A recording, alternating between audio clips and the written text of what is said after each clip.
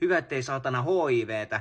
Siis vitsi mulla menee järki. Tälleen muuton alla olevana ihmisenä hyvin muistaa sen, miksi mä en ikinä anna missään fasesta tai missään yhtään mitään. Tai laita mitään sinne myyntiin, kun siellä on aina vittu Pirkot ja Liisat ja Pentit ja vittu kaiken maailman villet. AV, YV. Sitten siellä on näitä vittun oma elämän sankareita, kun onks tää vapaana? Sä vastaat, joo, kyllä tää on vapaana. Tuutko hakee, niin täysi hiljaisuus sen jälkeen. Voi vittu!